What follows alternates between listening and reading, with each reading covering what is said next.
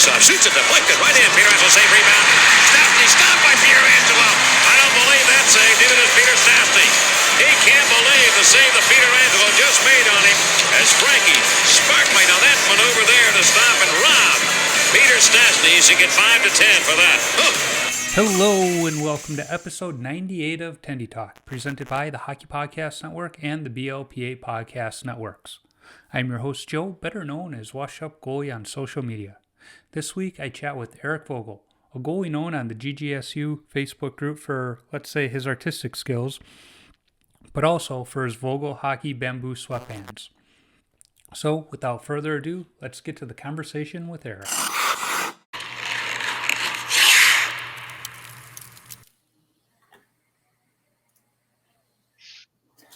Eric, how are you? Hey, how's it going, man? Not bad. Hey, thanks for joining me on the podcast. Yeah, no problem. It's kind of funny that it's taken me so long to get you on because I think anybody that is somewhat active in the GGSU Facebook group knows who you are. Oh, yes. I don't know if that's good or bad, right? Well, we'll let the discussion kind of figure that one out. That's right. It might be one of those where it depends on who you talk to. Exactly. That's true. Very true. Yeah. So, the first question before we get too deep and, to some of that fun stuff is, how did you get started with the game of hockey? Oh, man. So my dad taught me to skate. So we lived in near like a cul-de-sac, right? Mm-hmm. And he taught me how to rollerblade first when I was, I don't know, maybe around 3 or 4 years old. And then we actually lived close to a lake, and every winter it would obviously freeze over. And this is, mind you, this is in Pennsylvania. Mm-hmm. And it would freeze over, and he would teach me how to skate on this lake. And ever since, I was really hooked. And yeah, that's kind of how I started. So really since the age of 3. Yeah. So you're 3, and there's no organized hockey for 3-year-olds, not even in Canada. No. What time did you, or what age, I should say, did you kind of get into organized hockey and kind of start down that path? I would say I was around 8 years old. Okay. And that's when, so it was only like in-house leagues, obviously, at that age. And there was a couple new rinks that were being made where we lived. And yeah, so I would say around 8 years old, and it was always a goalie. No matter what, I always wanted to be goalie. I saw the goalie pads on TV, and I was like, I want to be that guy. Yeah. Well, and that was the next question is, what brought you between the pipes? And it seems like, most of us, there was an old cartoon I saw that goalies aren't born, they're hatched. And I think it's right because most goalies I've talked to, we just knew right away. We never played the position, but we're like, that's where I belong. Yeah, 100%. And my dad was always like, wait, you want to be this guy? And I'm like, yeah, that's who I want to be. He's like, oh, but the pucks hit him. I'm like, yeah, that's who I want to be. So he was flabbergasted, of course, because we have, no goalies in the family. And I have an older brother who plays defense. And yeah, so the whole family really plays hockey. That's awesome. Yeah, because, I've shared me growing up. My dad didn't play. He might play pond hockey, when they froze over in Chicago, but right. He never played organized hockey or anything like that. None of my cousins played. So I was the first hockey player in the family. In fact, I'm still the only hockey player in the family, depending on how you look at it. Okay. Because my son doesn't even play. So when I started, my dad was like, okay. But it was one of those that once I chose goalie, he was like, yeah, I think he kind of felt I would wind up that way because when I played baseball, I was a catcher. Again, it was the equipment. I liked being a part of everything. And I blamed that on my dad because he was a catcher too. So it was like, well, Dad, you kind of, I'm not going to say you pushed me behind the plate, but hearing you talk about it, kind of pushed me behind the plate. Exactly. Yeah. I blame Dad. Oh, go ahead. Sorry. No, my dad, in a roundabout way, I blame him. Yeah, and my dad, he still plays to this day. I think he is 67, so still plays. Awesome. Yeah, well, here in Minnesota, we had the one fellow, Mr. Surdich, up in Duluth. He played until the week he died, and he was in his mid to late 90s. And he played 2-3 times a week. He had a glorious mustache or handlebar mustache. Yes. He was. I wouldn't say a state treasure. I would say he is a national treasure. And just just out there, love the game, and But yeah, no, I think playing as we get older helps keep us young. Oh gosh, 100%. There are some of the games though where I wake up. It's usually not the next morning. It's 2 days after the game. I'm like, why did I do that? Oh god, yeah, I'm trusting in the same way now. Getting older. Yeah, it's not fun. So you start playing at a really young age. How did the game progress for you? Pennsylvania, I know they got a pretty good high school hockey scene. How did that go for you? So it went really, really well. And to be completely honest, I really wanted to play juniors, and unfortunately, my dad lost his job at the time, so we were never able to get me into that sort of program. And after juniors and kind of aging out, I started to play college hockey. And that's really where I always loved hockey, mind you, but that's where I really said to myself, I'm like, I really, really love hockey. Like, I would love to somehow get a job, work in hockey, or do something in the hockey industry one day. And that's kind of where it took off. Where now you say college hockey, where'd you go? So I played with Westchester University. So it's just ACHA, nothing special, nothing crazy. Just, fun college hockey, amazing memories, great group of people, and just a fun time. Yeah, no, and I agree, because when I played college hockey, it's not that I didn't love the game before, but it almost, at that stage, some would say it becomes a little more business-like, in that it is, everybody on the team is very focused. It's not just some of the guys where it's like, yeah, I play high school hockey. It is what it is. But I think once you get to college, everybody's got a little more added investment. And some guys get burnt out from it. And then there's other guys like us who are like, yeah, this is my cocaine right here. Give me more. Exactly. And mind you, so I was taking a bunch of credits, obviously playing hockey every weekend, you're traveling. And then on top of that, I was working at a job which involved hockey.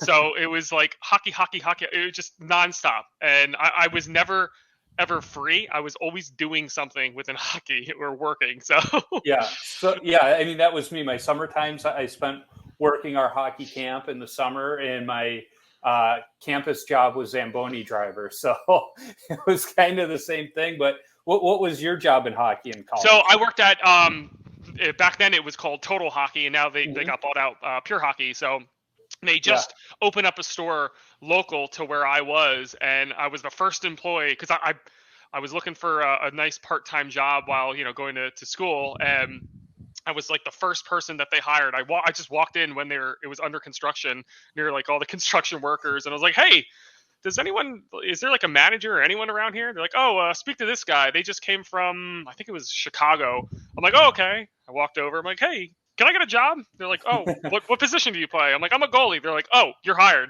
Here, take this sheet. Yeah, so that's awesome. And what a better place to work when you're in college, because I got to imagine they were somewhat flexible of your skating schedule then. Yeah, and honestly, they were really, really understanding. So, I would be able to, like, I forget exactly how the schedule worked, but, Wednesdays at 4, I could come in for, a couple hours, and I'd drive back to go practice. And then, the next day I'd wake up early to go to work, and then I'd have school and class. It was just like, it was insane. I was always on the run, always on the go. So I got to ask this question for all of us hockey players who are always going into the pro shops and just literally, the old term window shopping. Right. What is the one thing the average hockey player wouldn't think of when they walk into a hockey shop?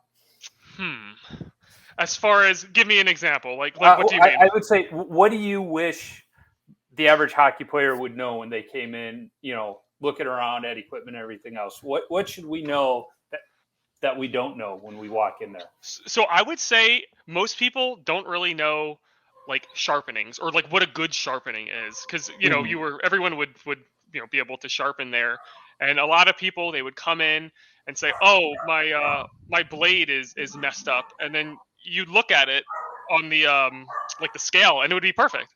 Mm-hmm. So, and you'd be like, oh well, okay, you sharpen it up, and you show them, is this good? A little more to the left or a little to the right, but like the wheel would always be pretty much aligned.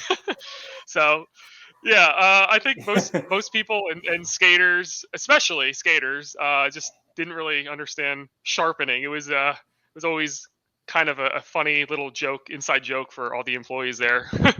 Yeah, and no, it's interesting you say that, because when I was in high school, I worked at, again, always working in hockey, is my high school job was skate guard, and we Right. had this tiny little pro shop at the rink, and the guy, I never saw anybody actually buy stuff in his pro shop. They always just brought their skates to him to get sharpened, and the only thing that I did see bought were figure skates, because the guy, he worked with Rydell in developing skate blades, to where Okay. Olympians would send their skates to him to be sharpened. Like he was a skate sharpening guru. And I would literally just walk in with my skates, drop them off at the start of my shift. 45 minutes later, he was done with them. And the only guy that could ever sharpen my skates, and I could just walk right out on the ice and they were perfect. Oh yeah. And Oh yeah. the problem is, I never asked him what he was doing to him. I didn't ask, what kind of radius, anything like that. It was just, here you go. And Yeah. I would go out there, and then I got to college. I'm like, these are a little bit sharper than I'm used to. And they're like, well, how do you like them? I was like, I don't know. Just drop them off at the counter. Exactly. People would always come up and be like, oh, I just get a skate sharpening. I'm like, oh, what do you want, a 1/2 inch or 3/8? And they're just like, what? I'm like, oh, and they're like, could you explain it to me? And we had a chart, we'd be like, okay, well, 1/2 inch is this, 3/8 is this, and 5/8, and they'd always be like, look at you kind of perplexed and like, what the heck is this guy talking about? Yeah. Well, when I would take them to a little shop, in high school, you'd just go, do you want them sharp or dull? And Right. I'd be like, well, I don't have any practice or anything for a while, so I want them sharp because I'm just working Right. open skate. Okay, cool. And then if I was like, yeah, I got a game tomorrow, I want them dull. And he's like, okay. So I was like, I never knew. And then I got to college, and they're asking me, and then I just decided, you know what? I got them where I like them. I'm just going to go until they're terrible. And that was kind of the habit I got in. Now I get them maybe once a year if I'm lucky.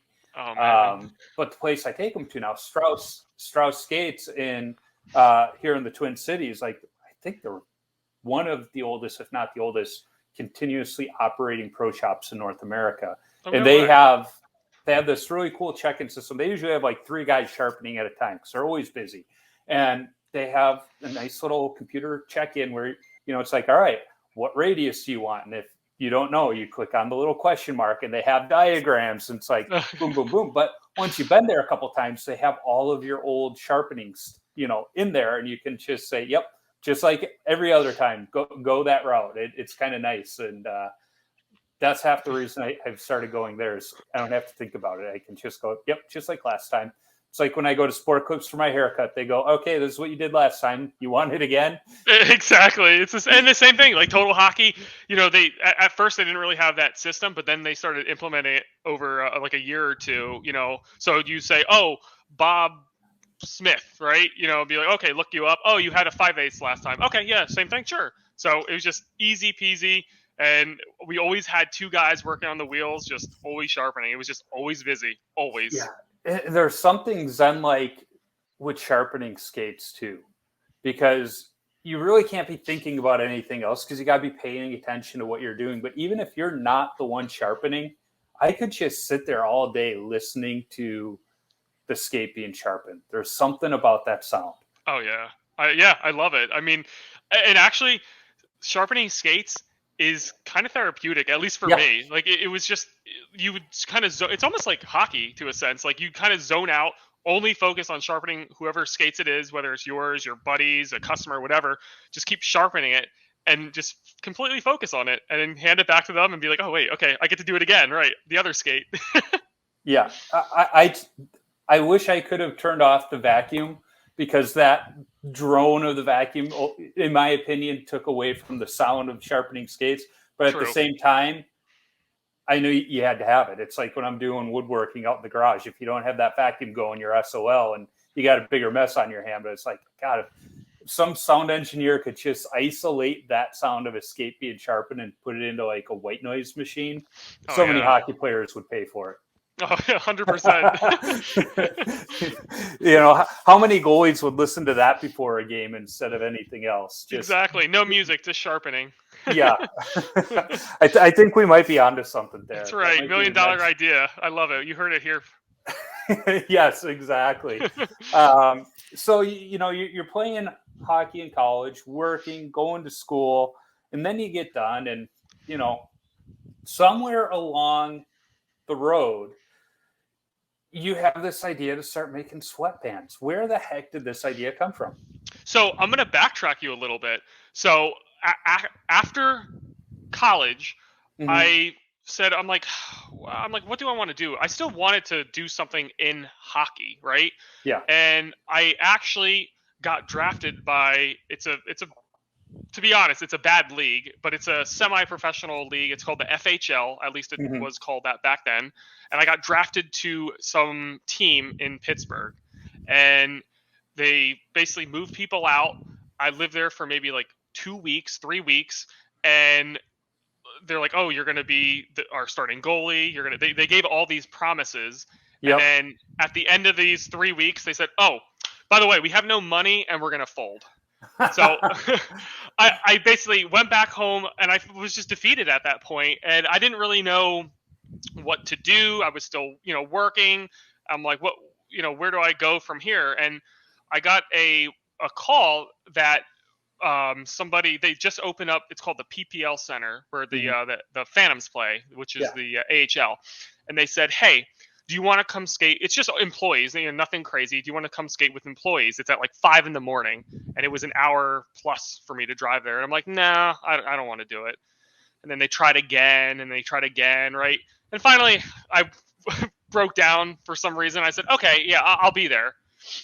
So I drove out there, and I skated with the employees, but they had a couple of the guys from the Phantoms and then the assistant coach from the Phantoms that day.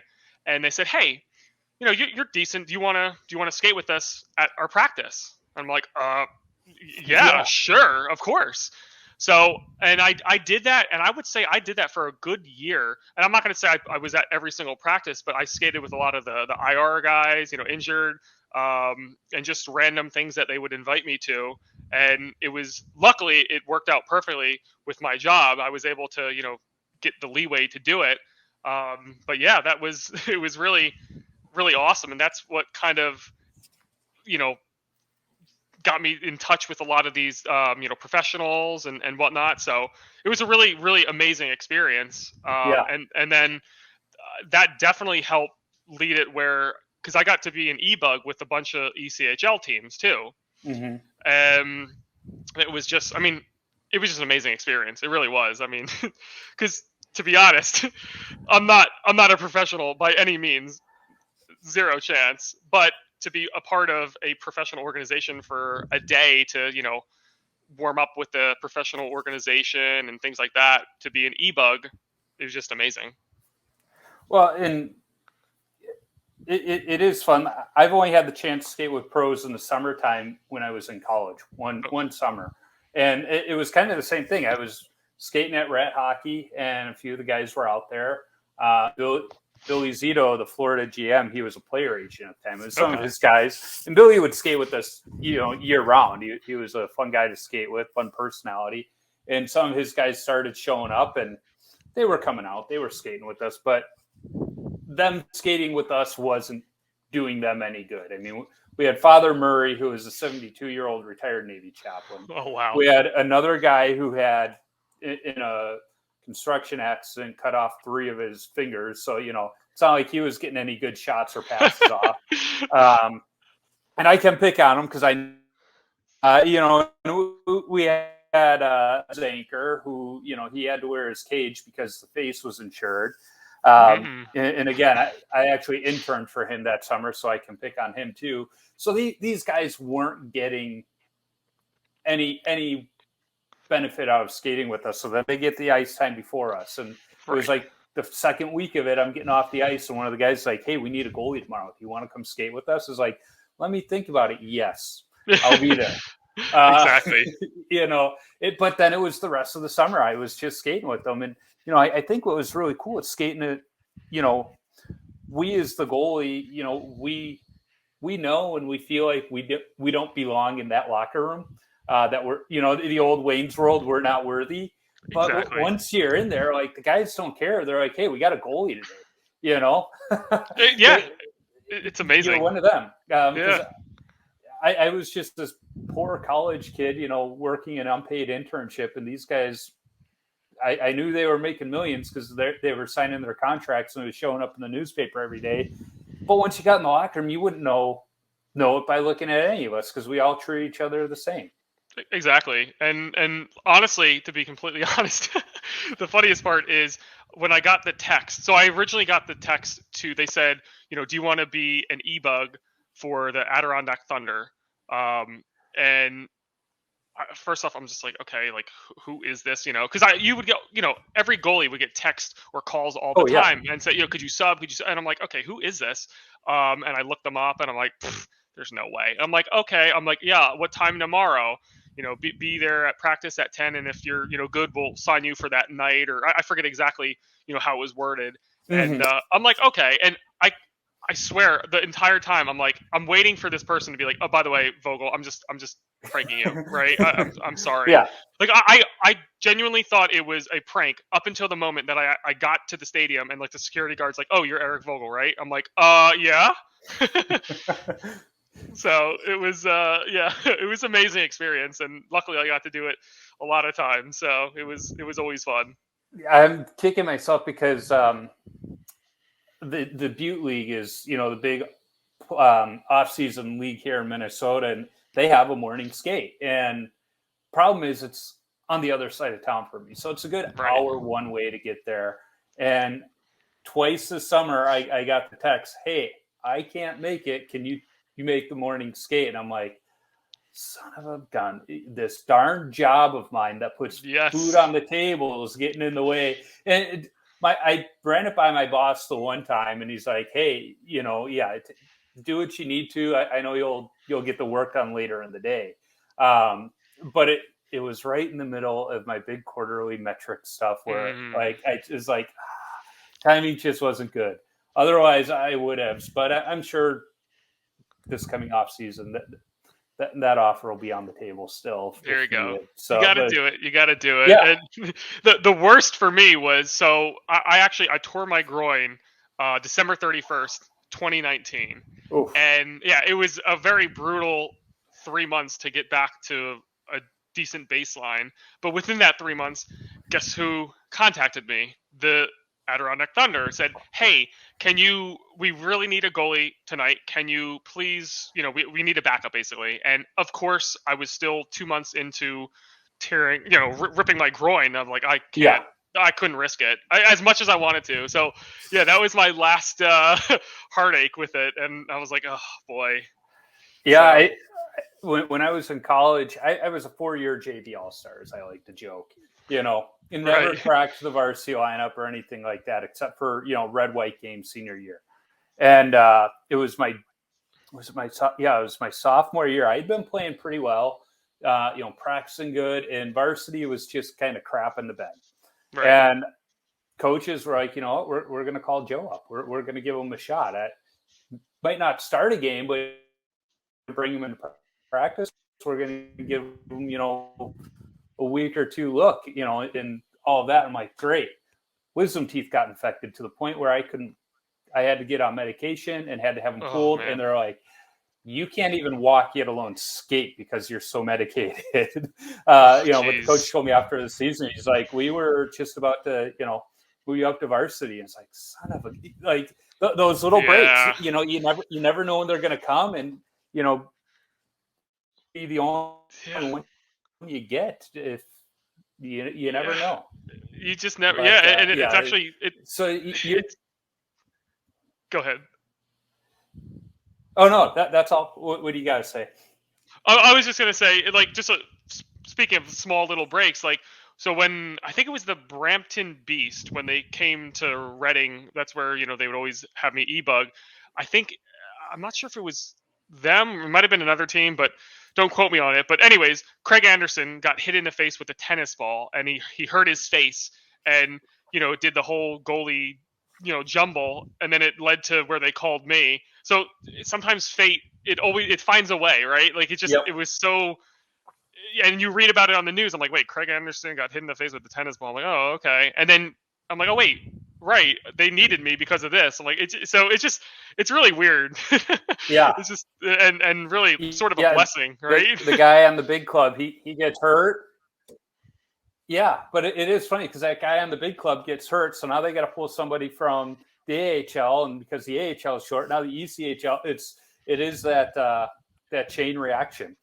And then they have to go find some bum, and then here I am. I'm ready. Exactly. So throughout all of this, somewhere along the way, you decide, you know what, I want to start sewing. I want to start playing with fabric, and you start making sweatbands. Like, how did that all start? So through this whole time, I basically worked in the hockey industry. I was working, part-time at Total Hockey, which was now Pure Hockey, and then I worked at the the one company which was awful, Monster Hockey. But I was working throughout my whole life within hockey. So a lot of the people and I guess contacts that I made, I started coming up with more and more ideas and saying, this might work. And to be honest, I don't know how I thought of a bamboo sweatband. I really don't. But I had it. My seamstress, now, she made an example, and I'm like, this is, do this, and she said, okay. I used it at an open hockey. Of course, you have no defense, so you're going to sweat a lot. And after I got off the ice, I almost had tears in my eyes because I'm like, this is going to be huge. It works amazing. Mm-hmm. It works absolutely incredible. So that's how it kind of all really started. So luck, really. So you get off the ice, you're feeling pretty good about it. It's one thing to come up with an idea, improve it. It's another thing to bring it to market and have it take off. Exactly. How did that come about for you? So I guess I'll backtrack a little bit. So I always, obviously, skating really almost every single day. There was no good sweatband on the market, and I tried really everything. And they had, the terry cloth, which was just basically nothing. And then I tried and nothing against the ShamWow people, but I tried it, and it never worked and lasted long for me. Right. So I wanted to come up with something new, but to get it to actually out to market, it was a big hurdle and a big step because, first off, I didn't really know what to do. I was just kind of playing around with the idea, and I did so many tests. I did water tests. I did, this test. I watched it, 5,000 times. Just so many things before I knew 100% that this thing was going to be great. And completely honest, I put it right on GGSU. I said, and I made an Etsy account, and I put it on Etsy, and I said, hey, if anyone is interested, these are bamboo sweatbands. And I didn't really have too much interest at first. I had a couple sales here and there. But what really took off was after they bought it and they used it, and then they said, wait, wow, this is actually really, really good. And that's what really, since that day, it has taken off from 0 to 1,000 in a very small period of time. Yes, and I have to admit, because I'm a cheap SOB, I have not bought one yet, but I keep meaning to. So eventually you'll get an order from me. I just need to stop being cheap. There you go. Problem is, my mask came with two of the bands, and I just swap them out each time I go on the ice. But it's like I don't know, it's getting old and it starts to get kind of dried out, so it starts scratching the forehead a little bit. So I'm due for a new one. So I know Okay. when I finally break down, I'm gonna get one. I promise. It's gonna There you be go. from you. But if anybody follows the GGSU Facebook group, they know that they can request art to accompany Yes. their bamboo orders. How the heck did that start? So oh man. So I would always get okay, so it actually started so when I worked at Monster Hockey, right?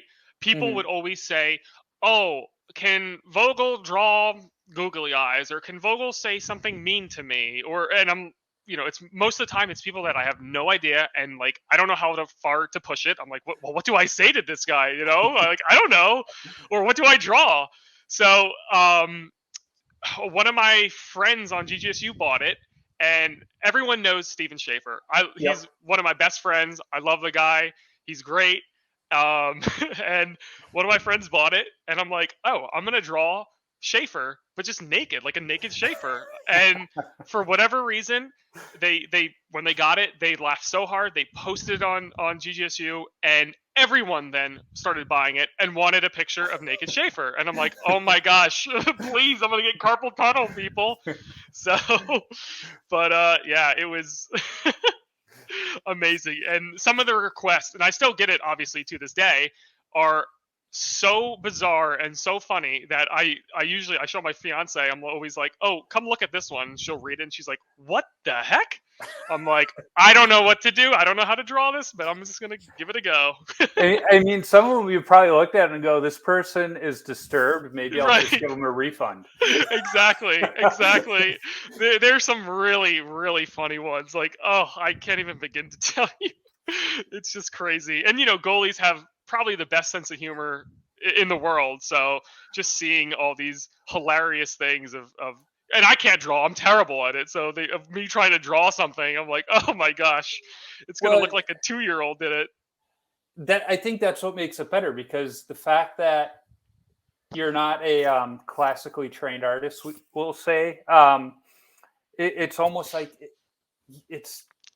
it's your own genre now. Right. It's a funny Purposely bad. juvenile type. Yeah, I know what you mean. I get it. Yeah, it's your own genre.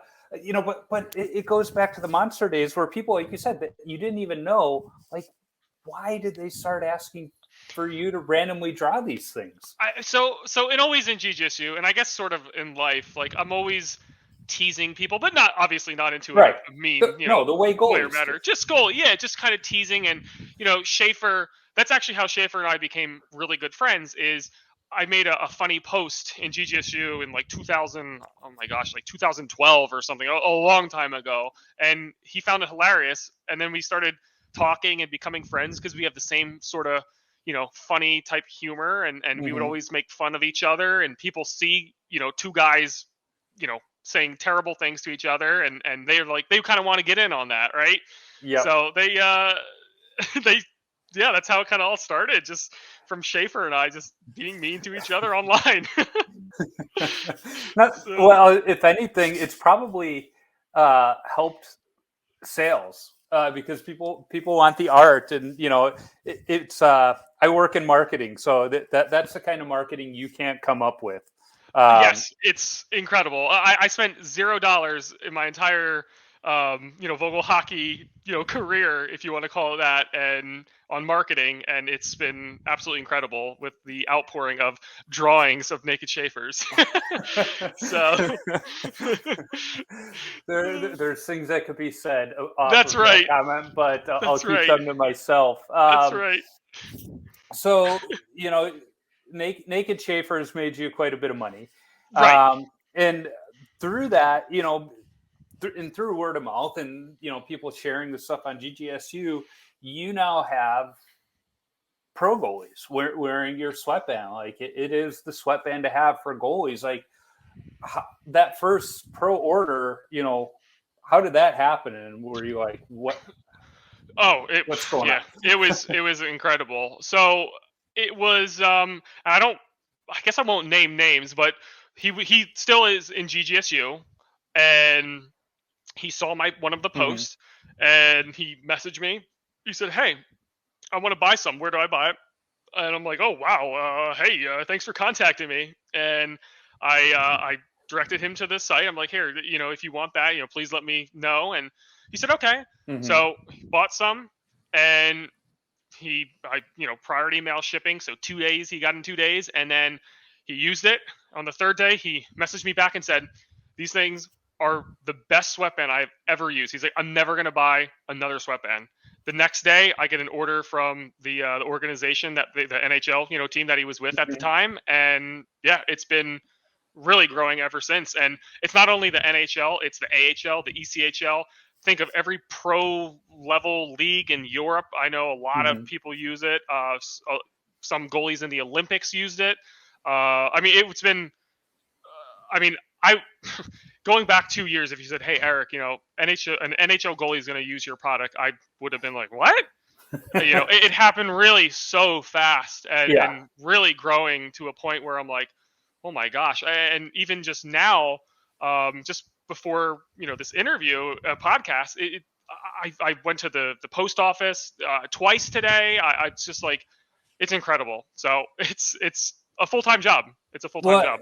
and it's one of those things where you get that first guy that likes it. He goes to his equipment guy and he's like, "Hey, I need more of these." And then the other goalies on the team like it. They start talking. Now the equipment guy is talking to visiting team. It's one of those things. Once those NHL equipment managers like something, they start talking. Oh yeah. It, Yeah. it's gonna go. They definitely do. And I get. And remember, it's just really me doing it. I have a team of seamstresses, which is Mhm. all located in Pennsylvania, all made in America, and they do it. And I'm one man. I pack every single order. I email every single person. I'm a one man show. I do it all. And some days I'm like, maybe I should get some help. But other days I'm like, you know what? I love this, and no one's gonna do what I do, and because it's really my baby, right? Right. Yep. So I put 110% effort into it, and every single waking moment of my day is dedicated to you know packing my product, selling it, and helping people with that. So, and we've donated to multiple times. I would say this is, I think, our third or fourth year. I think it's a third year of donated to October Saves, which Yep. is a really huge organization. For Yeah. their cancer research, which I love doing. We have promotions every. I don't want to say every month, but a lot of a lot of months. So like this month is Hockey Fights Cancer, so we have purple sweatbands dedicated for November. We just have so many different you know things and donations that we like helping with. Yeah. And it feels, I like, and yeah, I know it's cliche and whatever, but I always liked helping someone in my life. It just, if I am able to, I will try and help an organization or a person.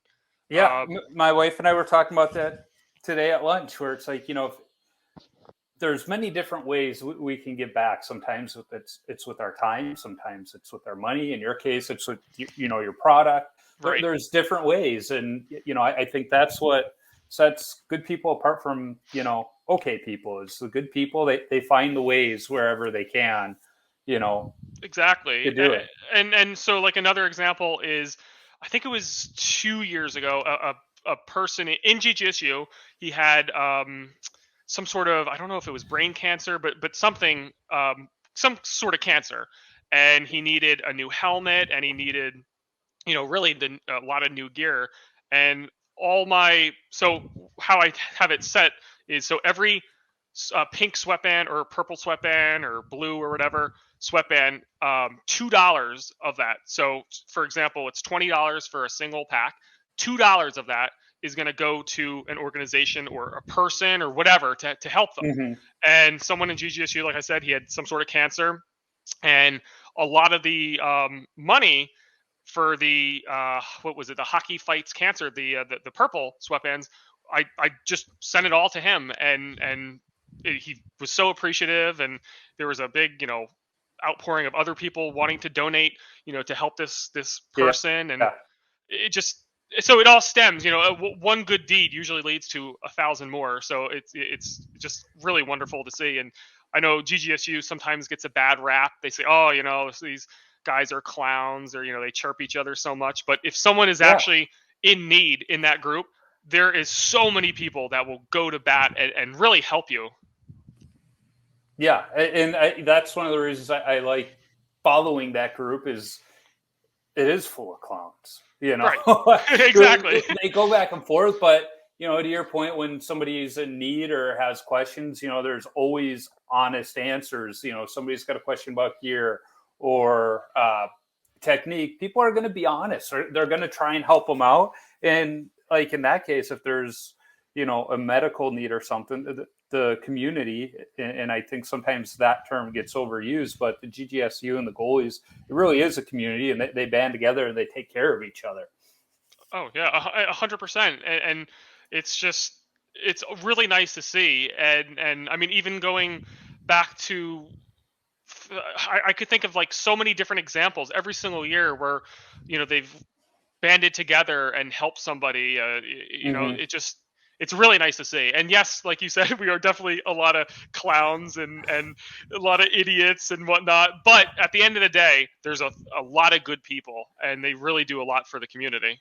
Yeah, it's kind of funny. You can always tell when somebody joins the group and doesn't quite understand or doesn't have a personality, because they get offended right away, and they're like, that's it, I'm up. And it's like, well, yeah, you didn't get the point. Right.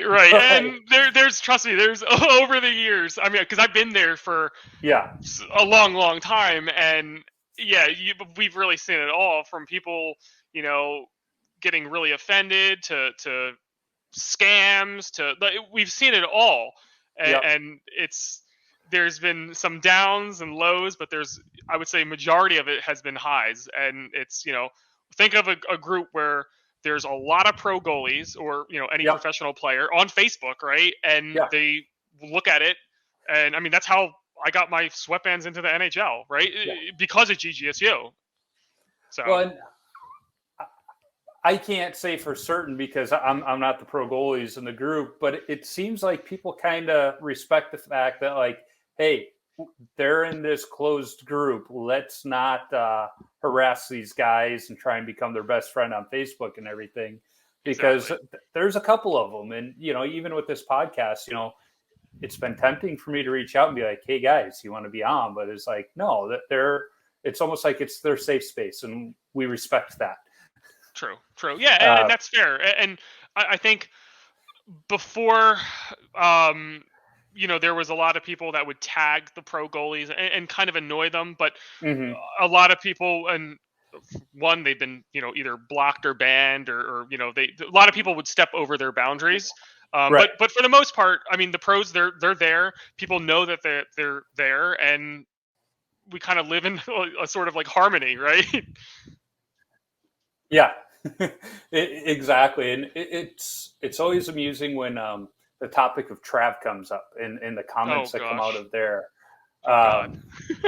Yeah, we won't open that can of worms, but it's always amusing. I guess what I can say about him is what I was talking to Sam from the Puck Stops here last week, is I think when Trav started his channel, it was actually really good. He was charting his journey, but then he got an ego and thought he was better than he was. Yes. Whereas I think most of us goalies, we all know our true talents. I mean, I go by washed up goalie because that's how I see myself. And some people are like, you're better than you give yourself credit for. I'm like, but am I? Am I really? Exactly. Just because I'm better than you doesn't mean I'm good. Right, exactly. And like, I know I suck. Am I a pro? There's zero chance I'm a pro. But did I get lucky? Yes. Am I blessed? 100%. So there's that. But yeah, as far as him, like, do I have anything against the guy? Like, I'm not going to be friends with him, but I just, his ego is too much for me. I don't want that. And to be completely honest, there's a lot of negative things that surround him, and I want zero part of those. So nope, I'm out.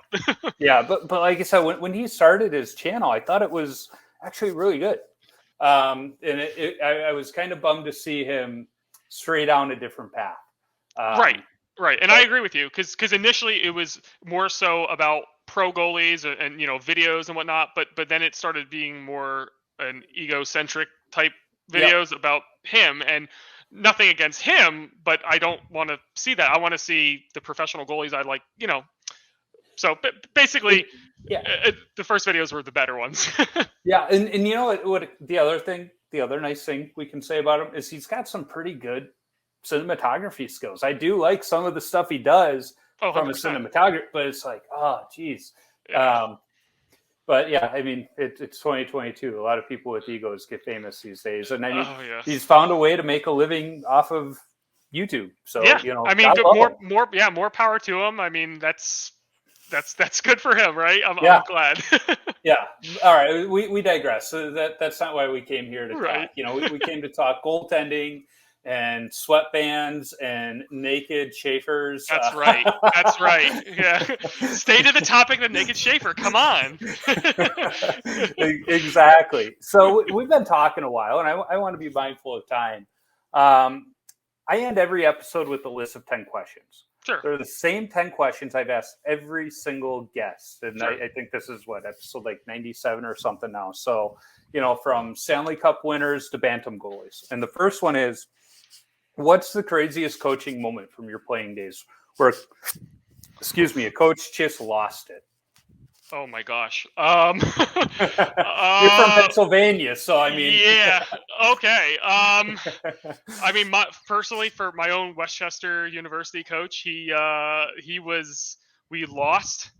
I think it was 8-2 or 8-3. And I don't think I've ever been so, I don't want to say abused, but verbally attacked in my entire life. So yeah, he was not happy, and not just me, the entire team. He was and he was like a really like even keeled like guy. Like he was really like mellow, but I've never seen this guy that mad. So yeah, after an 8-2 or 8-3 loss, it was a rough one for everyone. Those are always fun when the level-headed coach just kind of he's had enough. It was shocking. He lets you know. Yeah, it was shocking. I mean, when someone's like really like usually pretty quiet and like easy like temperament, and then all of a sudden it switches, you're like, okay, I'm out. I'll never forget. It was my junior year, because that was a weird year for me because I was an RA in an all-guys freshman dorm. And several of my teammates lived in that dorm. So it was like, I'm your RA, but I'm also your teammate. So we had an understanding. It was kind of like on Mystery Alaska. When we're in the locker room, I am no longer your RA. Exactly. Because they were like, what can we be saying? What can't we be saying? It's like, don't worry about it when we're in the locker room. Exactly. But one of the kids, they had gone to one of the strip clubs the night before, and this kid went home with a cougar.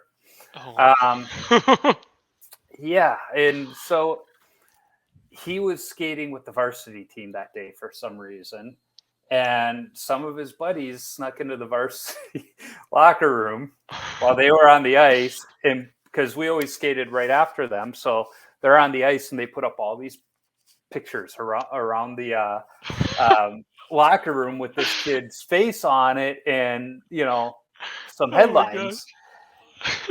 And apparently practice didn't go well. And our varsity coach, he was a very, like your coach, very quiet guy. He got his doctorate from Harvard in psychology. So when Coach O talked, you listen. Right. Well, he comes storming into the locker room. He's just fired up with the way this practice went. He starts laying into these guys, and they're all like looking around at these pictures taped to the wall like, this is not going to go well for us. And like, we hear it in our JV locker room as we're getting ready to go on the ice, and like the guys that put the signs up, they're just like looking at each other like, oh crap. We are like, they didn't know if they should start cleaning out their lockers at that point or what happened.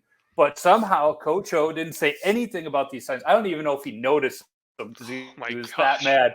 But he storms out of the locker room, and apparently the other guys like just turn around and start taking him off the wall so he doesn't come back in. Oh my god! But it was just like, oh yeah, it's That's like, incredible. That's what, oh my gosh. yeah. They're like, oh, and then this kid comes into the JV locker room. He knew exactly who put him up. He's like, why did you do that? Like, I'm trying to stay with the varsity team. Like, and they're like, we didn't know practice was going to go bad because like the coach never came into the locker room after practice. And exactly. Like, we thought it was, and you know, a couple days later when everything blew over and we knew the coach, you know, wasn't upset about that part, we thought it was hilarious. And of course, the assistant coaches that wound up walking in the room while Coach O was going off saw it, and they thought it was pretty funny. A couple days later, not in the moment, but not the moment, exactly. Yeah, right.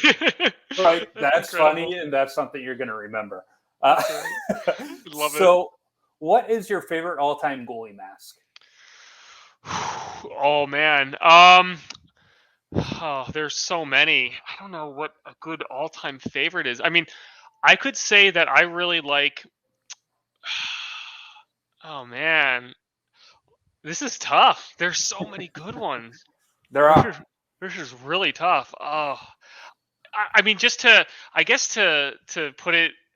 No, I can't say that one because, yeah, like for example, I was gonna say I love Carter Hart's mask a couple years ago, which was done by Franny Drummond, and he's a local person in Philadelphia. Like I don't like overbearing type looking painted masks, right? Same.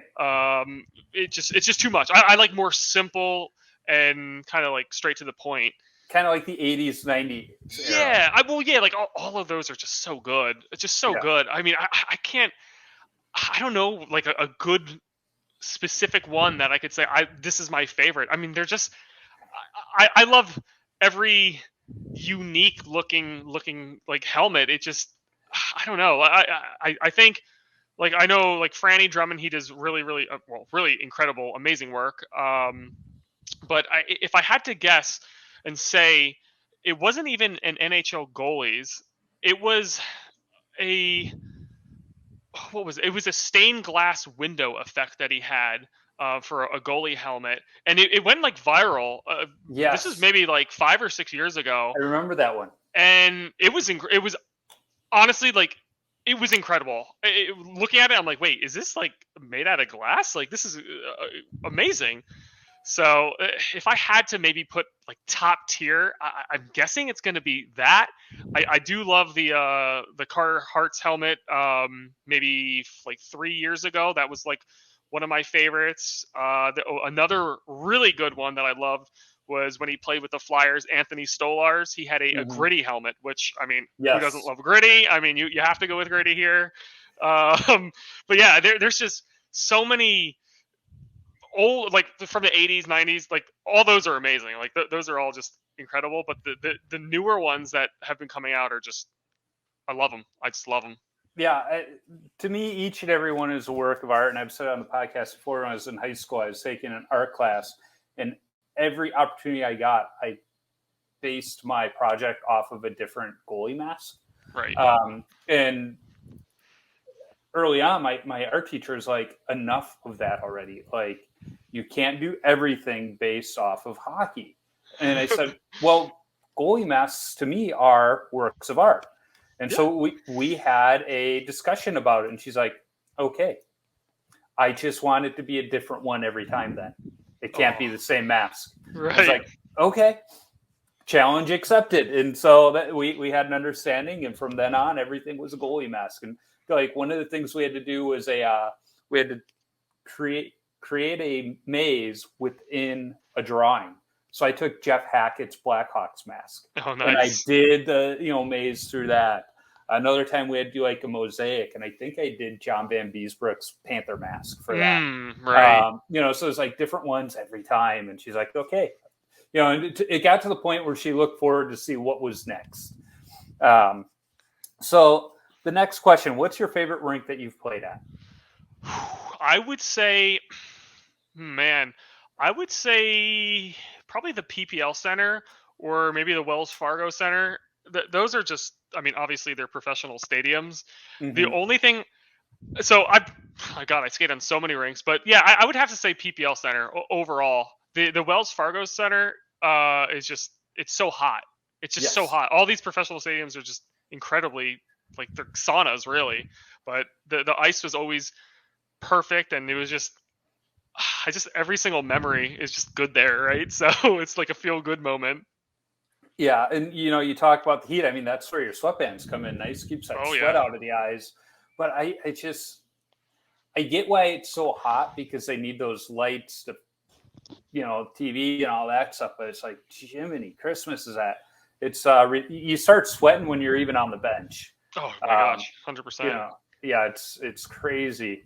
But good ice and a bad rink goes a long way. Oh yeah. Like this week at my beer league game, we had a great Zamboni driver. I mean, he laid down a nice sheet of ice in that it wasn't wet or anything. You didn't have any puddles or anything, but you didn't use enough wash water. So you had all these grooves. It's like, oh no.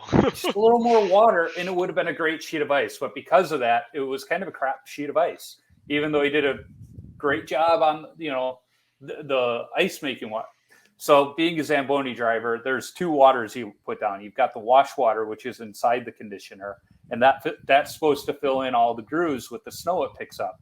Well, he wasn't using enough of that. And then you have the hot water that we all see and comes off the back, and that leaves the nice smooth layer at the top. Right. And he was doing a great job with the hot water in the back, but not the wash water. And it's like, come on, bud. Yeah. Yeah, and it's surprising because I skate at the Super Rink where they got 8 sheets. That's where Team USA's women's team has their home out of. So it's usually pretty good ice there, but not this week. So wait, you said 8 sheets, right? 8? Yes. Oh my gosh! Wow. There's usually a debate. It's the largest rink in the world. There's another rink that tries to claim it because they got like some small rinks. But square footage ice wise, the Super Rink still has more ice.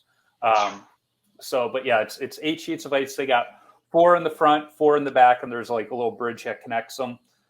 Team USA skates there. Bethel University, which is a D3 team, skates there. A couple high schools skate out of there. But for me, it's nice because they got a great men's league run through the Minnesota Wild out there. And there's like 12 different divisions. Each division has, I think, at least 6 teams in it. I think my division has 12 this year. It's nice. I mean, we've had 9:00 ice time every Sunday night. So because they have so much ice, it's not like we're skating at midnight. Early bird special. I love it. Yeah. It's like I was talking to one of my buddies back in Chicago. He's like, God, I'm so jealous of the early ice times you get. And it's like, yeah, sometimes in our winter season after the high school season ends, because here the Minnesota high school hockey tournament that ends mid-March, I think it is usually. Okay. Once the winter season's over for them, some of our games are at like 5-6 o'clock at night, which is amazing. It's almost hard to get some of the guys out to those because they're like, it's too early. I forgot about it. Exactly. But there is a brewery right across the street. So usually after those early games, we go to the brewery and have a few beers. Okay, count me in. I'm coming. Yeah, it's a good place to skate. And then, for those 9:00 games, sometimes the guys will go to the brewery before the game because they got really good burgers too. They'll go to the brewery, get a beer and a burger, then they'll come to the game, and then we'll have another beer in the locker room after. But yeah. So what is your favorite stick that you've used? My favorite stick, it would be the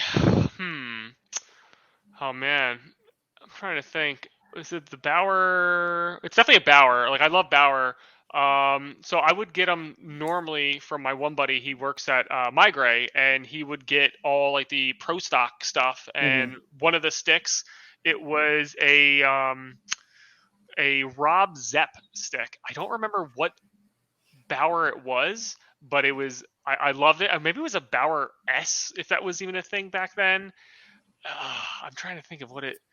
I don't remember the terminology of it, but it was a Bauer, and it was Rob Zepp. He played with the Flyers like very briefly. And yeah, I love those sticks for whatever reason. The curve, just everything. It was amazing. I mean, obviously, I've really only used composite sticks, so that's what it was, and I love it. Yeah, Rob's up. There's a name out of the archives too. That's one I haven't heard in a long time. Yeah. Hope he's doing well. Yeah.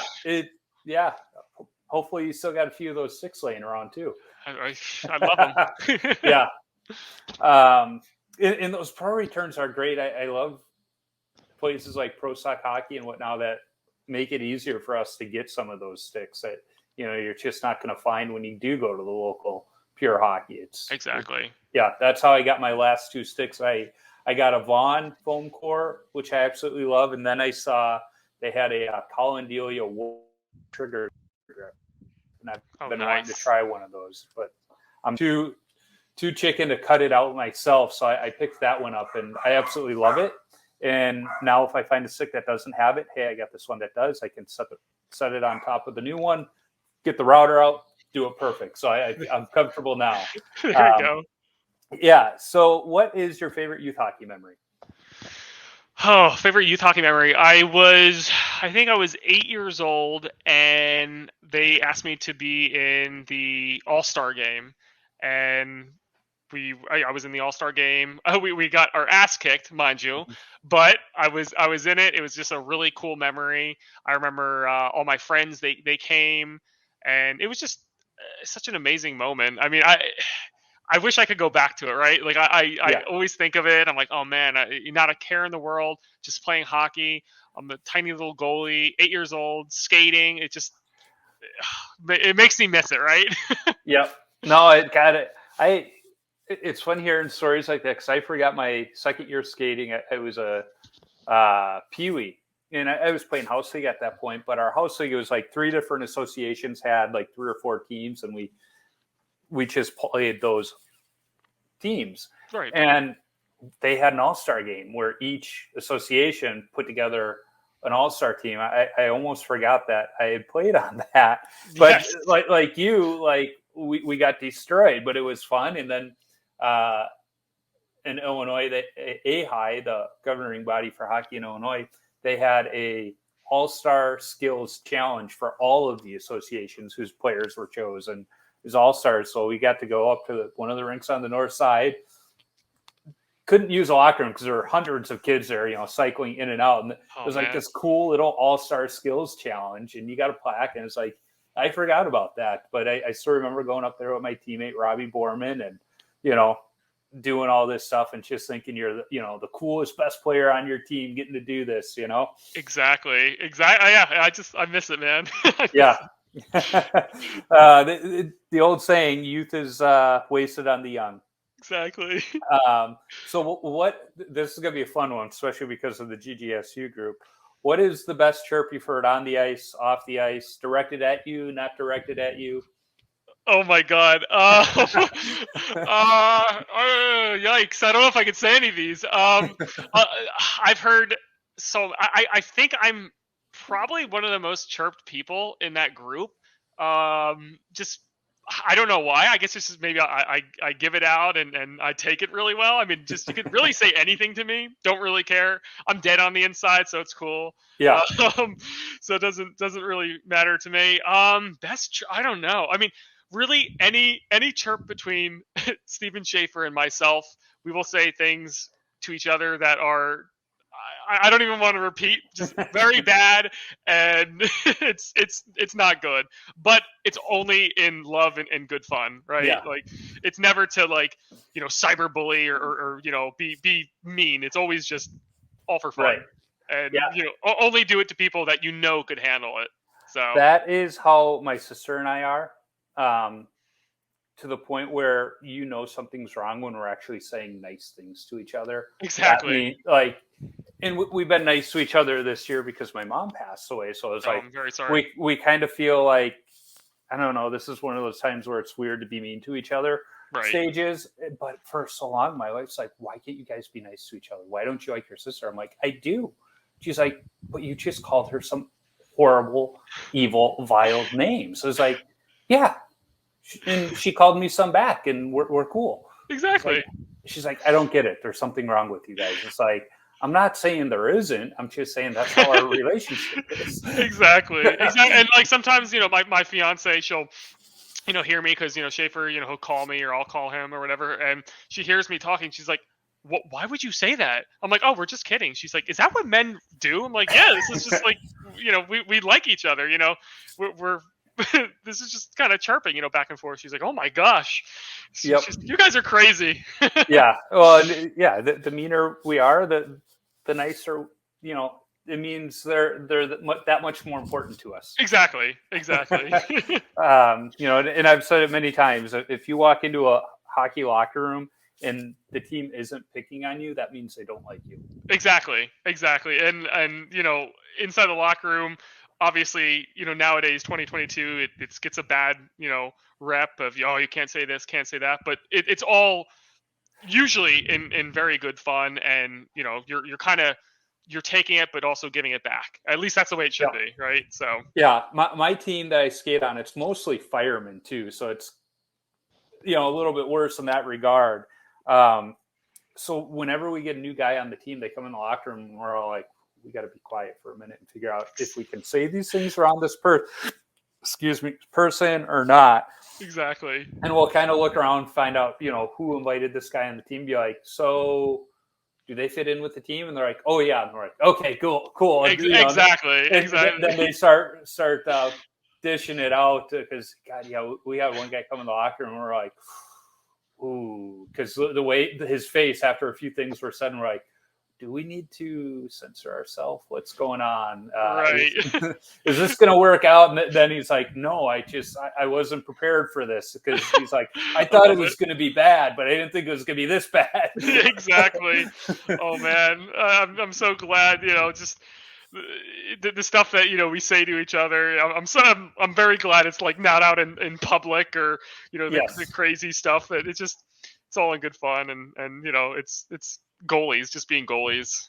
Half the time I think the signs in arenas saying no cell phone photography or videos in the locker room, this and that, they claim it's because they don't want accidental videos of guys or players changing or anything like that. I think it's really because they don't want the cancel culture to find out what really happens in the locker room. Oh, 100%. 100%. Yeah, that would be bad. Yeah.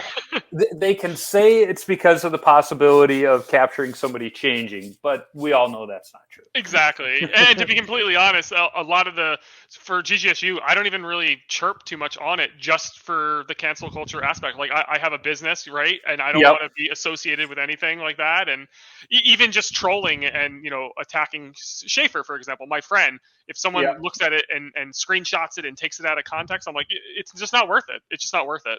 Right. So, social media can be the best thing and the worst thing at the same time. Exactly.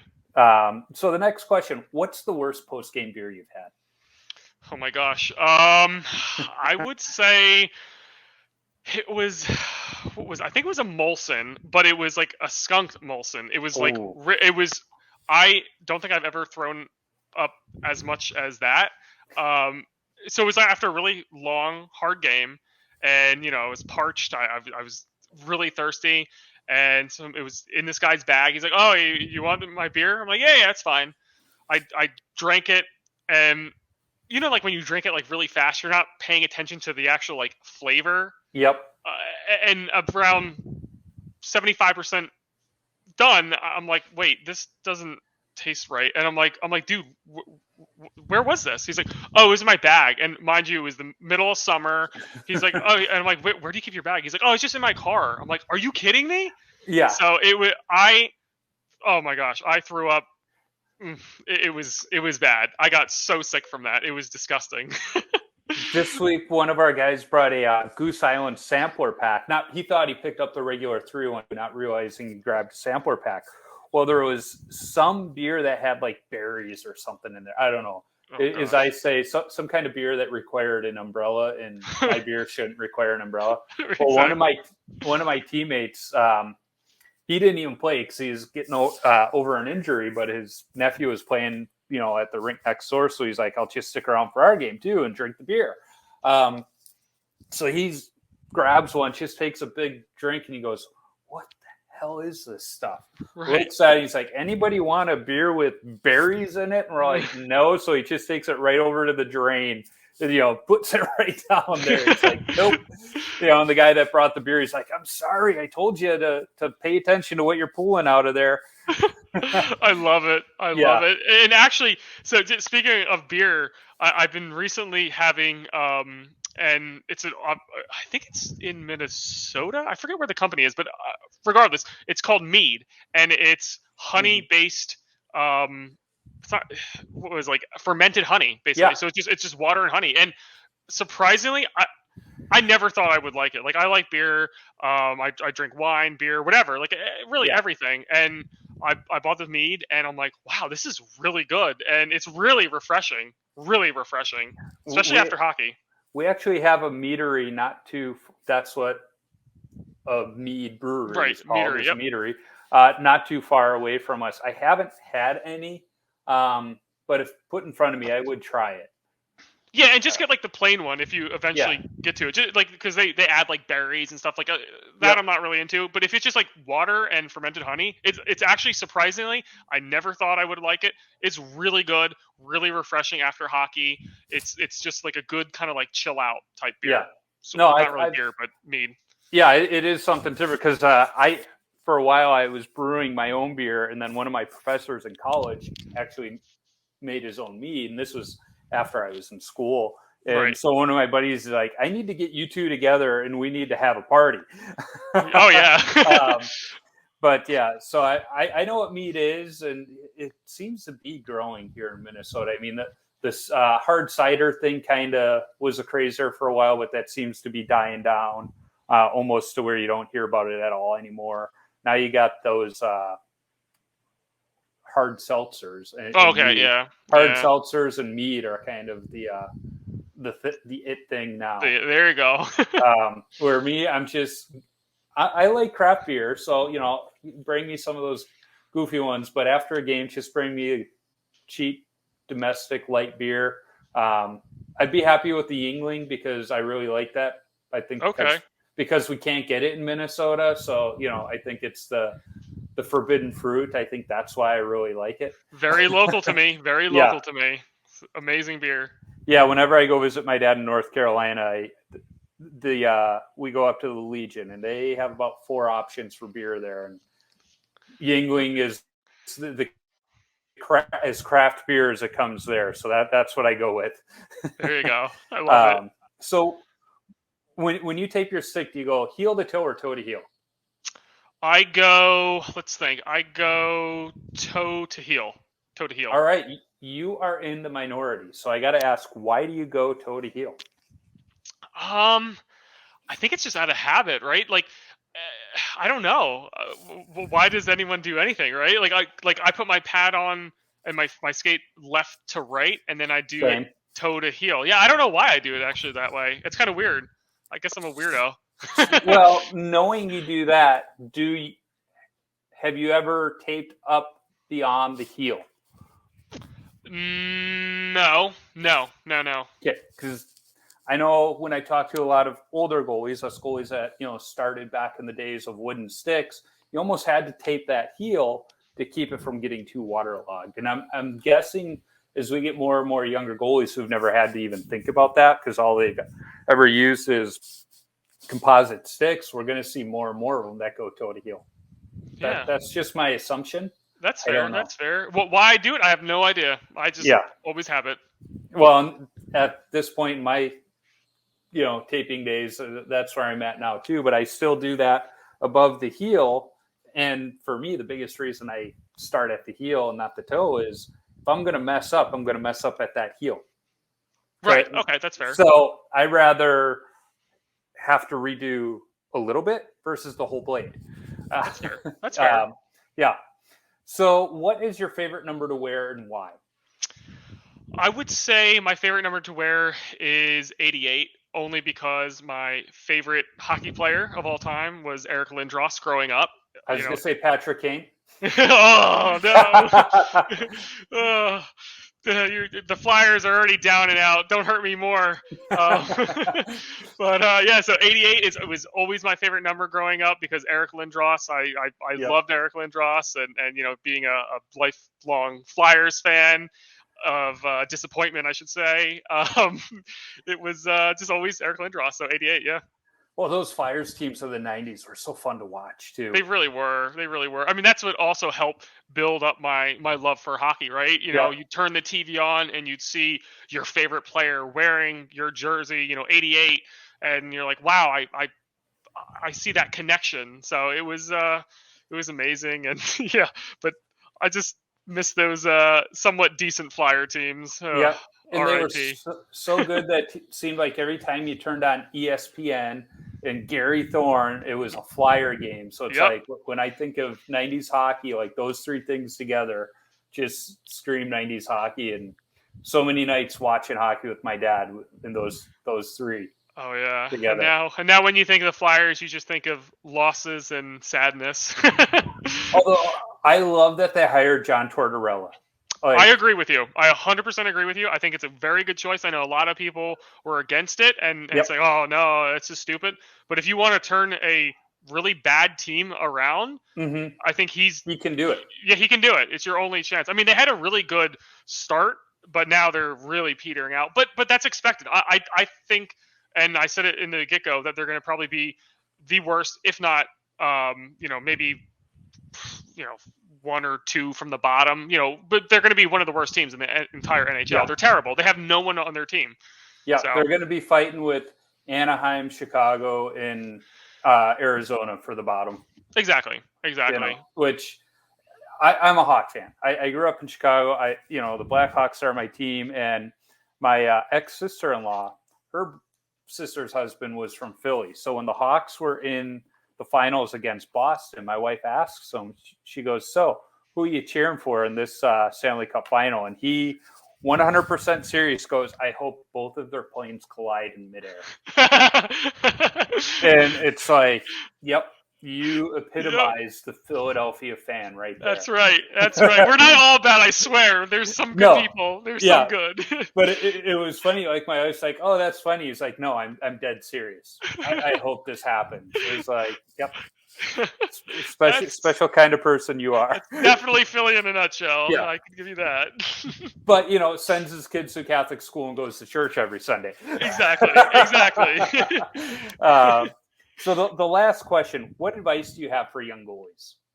I would say just never give up. I know it sounds stupid and cliche, and just kind of going off of like my life and kind of my story, I was told you can't do it, whatever. And I kept doing it, and I was with an FHL team. They folded. I came home. I was like, what do I do now? Yeah. Just really never give up, because you just never know, and never try and turn anything down. If you get a request and say, hey, can you come out for such and such? Let's say you have friends over, you want to play Xbox or whatever. I would say that stuff can come secondary. You should go out, make the choice to really show them that you really care. And whether it's a men's league or a junior hockey sub or really whatever, I think going and doing is better than not doing it. Because in 50 years time, right, let's say I'm 80 years old, I'm so glad that I don't have any regrets as far as hockey, where man, I wish I should have done this, or I should have done this, or I could say to my children one day, or grandchildren, whatever, and say, I'm not a professional, but I was able to be an e-bug in a professional league. Yep. So it was, you just never really give up. And like I said, it's cliche, but you just never know, because life is very weird. And I got very lucky, and I'm very blessed, and doing a lot of the ECHL and a lot of e-bugging and whatnot, it helped further my career, not only, hockey wise, but now business wise. I know a lot of people, and it really helped. Well, and I'm going to amend your response there to never give up, and always buy Vogel sweatbands. You know what? I love it. Maybe new logo. That's perfect. Yeah, you can tell I work in marketing, right? That's right. My dad was a marketer, so it's a little bit within me. So yeah, there you go. Well, Eric, where can folks find you on social media, and where can they find? Oh, I think I lost you. Did you? Oh, there you are. You there? Oh, I said, okay, where can folks find you on social media? Yeah, I'm here. Okay, yeah, there you go. Where can folks find you on social media, and where can they get the sweatbands at? So you could find me. You could just look me up on Facebook, Eric Vogel, and just add me or shoot me a message. Or if the easier way, if you want to just go to vogelhockey.com, you could just go on there. There's a bunch of different options, a lot of different colors, thin, thick, super thick sweatbands. You could just really anything. And we have bamboo socks now, and yeah, it's been a pretty awesome time. And I'll make sure to put the links in the show notes too, because goalies are lazy. We don't want to go searching, so exactly. I'll make it easy. But thanks for chatting. It's been fun. I'm glad we got a chance to do it, and I'll have to put the link in the GGSU group when this goes live. Oh, perfect. Oh, I'm sure they're gonna love this. Yeah, I'm sure I'll see a spike in downloads. Oh yeah. I love it. Yes. Well, again, thank you. I appreciate it. Thank you so much for having me. All right. You have a good evening, and we'll keep in touch.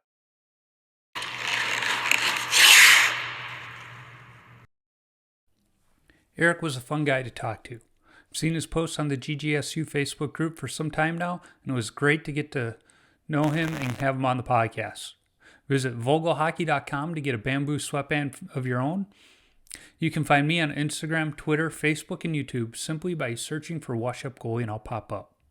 Visit washupgoalie.com for some great hockey-related content, my beer league hockey video highlights, and of course, all podcast episodes. If you want some Wash Up Goalie or Tendy Talk apparel this Christmas season, be sure to visit my Threadless shop by clicking the merchandise link on the website.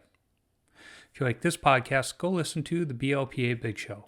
It's the OG BLPA Podcast Network show where a couple of beer league players talk beer league hockey, draft experience shenanigans, and exploits from around the game. Be sure to check out the full lineup of hockey-related podcasts on the Hockey Podcast Network as well. There are too many shows to list here, but shows like the Press Zone podcast, the Orange and Backcheck podcast, and the Penguins Collective podcast can all be found. If you're looking for something good to read, get yourself a subscription to Vintage Tendy magazine. The latest issue focusing on Darren Pupa just hit my mailbox this week, and I'm loving it. Published quarterly, the magazine takes a deep dive into an 80s or 90s era goalie. In the first 5 issues, they covered Felix Potvin, Grant Fuhr, Tim Cheveldae, Jocelyn Thibault, Ken Reggett, John Van Beesbrook, and episode 20 guest, mask painter and creator Don Strauss.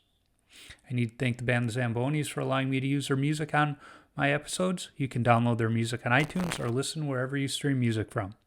I'm always working on lining up other goalies to talk to.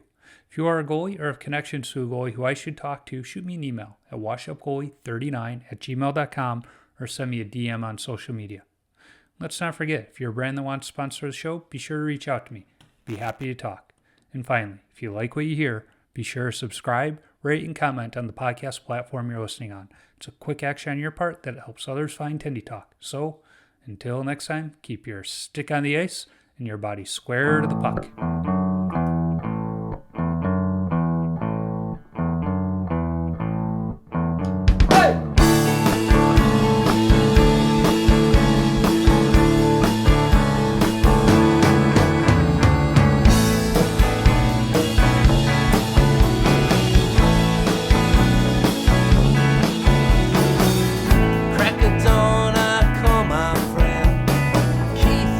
Checked out Ketchell's Pond.